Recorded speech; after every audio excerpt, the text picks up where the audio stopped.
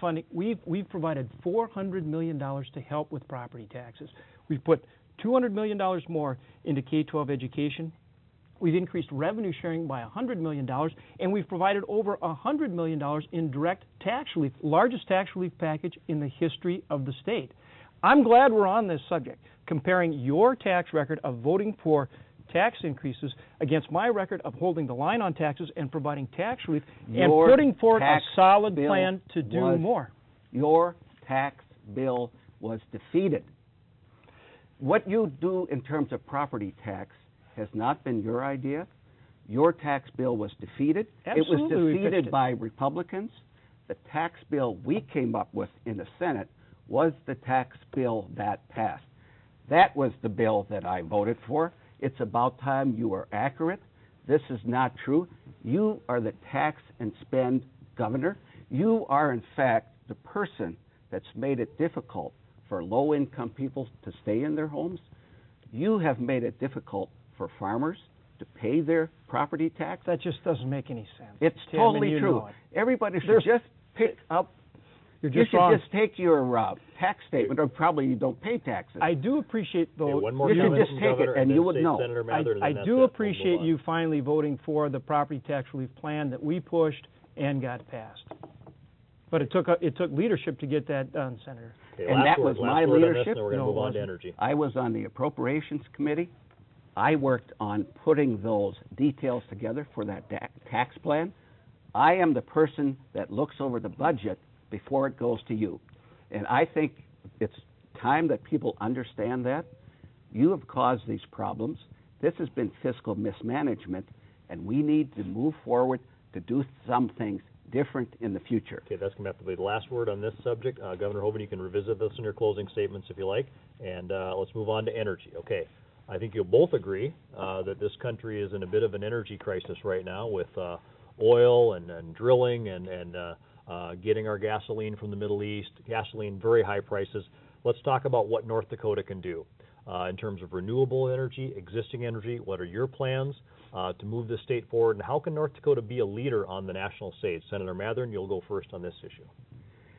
Energy is potentially the engine, economic engine of North Dakota for many years to come.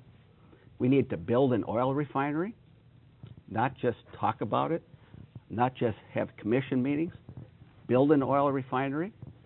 That's going to help with the product and making sure there's enough product in North Dakota. That's going to help in competition. That's going to help in high-paying jobs.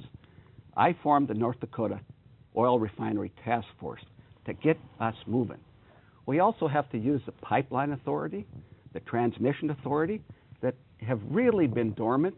We have given that authority to move forward even in an emergency measure in the last session, and that work just hasn't been done. And I think we need to diversify our energy economy much quicker and much broader. For example, wind energy. I think wind energy has the potential of changing rural North Dakota. The governor has talked about 1,500 megawatts of electricity. I say 10,000 megawatts of electricity and 15,000 by 2030. That is making a difference, and I think it's time that farmers own those wind towers, that rural communities work together and bring that income into that area. We also have products, new crops, new kinds of ways of making biofuel, ethanol, and we are almost in the bottom of development in those areas. He's going to talk about some things that have been done. But if you compare us to other states, we're on the bottom of many of these areas. Okay, Governor Hoeven, go ahead. Well, I'm glad you brought up energy. My opponent's not credible on tax relief. He's voted for tax increases, not tax relief. Same thing on energy. Let's talk about a refinery. Initially, you came out and said, well, we should have a state-owned refinery. That's not the case. Initially, let's let Governor Hoeven I said, finish. Let's have his response, then you can respond, okay? Look, it's in black and white. Go check the print. You came out and pledged to build a state-owned refinery. Then, when we pointed out what the cost would be and what it takes to build one, oh, no, you changed course and said, well, no, it wouldn't be state funded, it would be assisted. Yet on a state assisted, when you had a chance to vote for legislation in 2005 to provide assistance for refinery expansion, you voted against it. And that's the very legislation that Tesoro is now using to make a $125 million upgrade.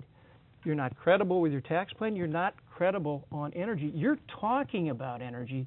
We're doing it. We have 2,500 megawatts of wind energy in development right now. That's more than $5 billion worth. We have 5 different transmission projects that we're working on right now, more than 450 miles of transmission projects through our transmission authority. We're building or have in place 500 million gallons in annual production of ethanol, more than almost 100 million gallons of biodiesel. Look what we're doing with clean coal technology. We're building 4 new natural gas processing plants. We have 4 different projects to develop more refining in North Dakota. North Dakota is a leader in the nation on energy. If the other states were doing what we're doing through our comprehensive energy plan, this state wouldn't be struggling with the national energy crisis. We would be getting on top of it in a big, big way. And you know what? The people of North Dakota know it. They see what's going on in energy all over the state, whether it's wind, whether it's the biofuels, ethanol and biodiesel, whether it's natural gas, whether it's the clean coal technologies, really whether it's oil production or anything else. It's a time that we need to look beyond ourselves. When you describe all of these things, what he's really talking about is a narrow view looking at North Dakota. It's time we look at our sister states. Where do you think our energy goes? It's time we look We're at the supplying country. energy to the nation. It is small. You know, when we take one step forward and another state takes 10 steps forward, we're going behind. And what the governor often talks about is the one step. Those are positive things, but we have to have a bigger vision. A governor should be looking at the sister states. A governor should be looking at the country, and we ought to be comparing ourselves there. We don't have the ethanol production that other states have. We don't have the E85 or the E95 pumps at gas stations that other states have. Those are the real issues. Energy has been bottled in North Dakota. Under your administration, energy is bottled. We can drill more oil, we can produce more gas than we can send out of here. And I think you've had 8 years, and I think that's the important part of this debate. You have had 8 years to accomplish what you say you're going to do, and the things that you have done are smaller than any other state. That's the problem. We need to move ahead faster than you're willing or able. Tim, the reality is we are leading the nation forward in all these different areas of energy, whether you look at what we're doing in oil and gas, whether you look at what we're doing with clean coal technologies, whether you look at our development in wind, more than $5 billion in development in wind energy right now, the biofuels, biomass, hydrogen. We started building a comprehensive state energy policy back in 2001, before there was a national energy crisis, and we are making amazing progress. The people of North Dakota know it, and if you look and you compare the energy development in North Dakota compared to other states, you'll see we are leading the nation forward across the board. One more comment and then last word for Governor Check your Hoeven. facts. That's just not the case. I've checked my facts. Minnesota. We are a major energy-producing state, and everybody knows it. Minnesota has less wind potential than does North Dakota. North Dakota has wind potential here. Minnesota has it way here. And you know what? In Minnesota, outproduce them in all sources of energy. You want to pick and choose, incorrect. And that doesn't work. Right now, Minnesota is developed almost 3 times the amount of wind energy as has North Dakota. And we have twice the wind as does Minnesota. In Minnesota, we even had and have a Republican governor who is willing to take some leadership in the wind area that you have not, and they have eclipsed us.